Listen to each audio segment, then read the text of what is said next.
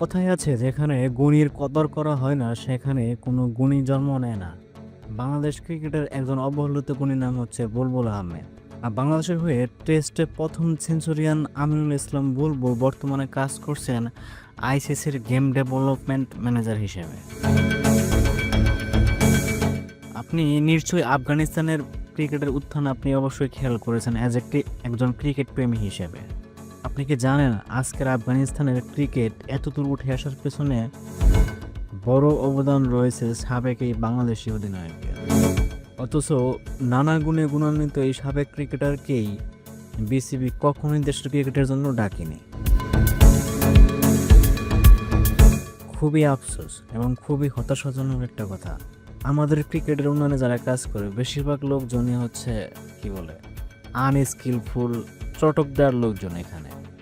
সেখানে এরকম একজন গুণী লোকজনকে আমরা যদি লোককে যদি আমরা কাজে না লাগাতে পারি আমাদের ক্রিকেটের উন্নতি কিভাবে হবে? যে কারণেই আমাদের বর্তমান ক্রিকেটের আজকের এই অবস্থা।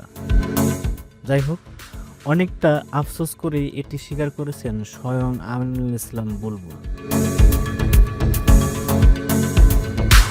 তিনি সম্প্রতি অনফিল্ড দেওয়া এক সাক্ষাৎকারে তিনি বলেন, বাংলাদেশের জন্য আমি যে কোনো কাজ বিনামূল্যে করব, কোনো বেতন নেব না।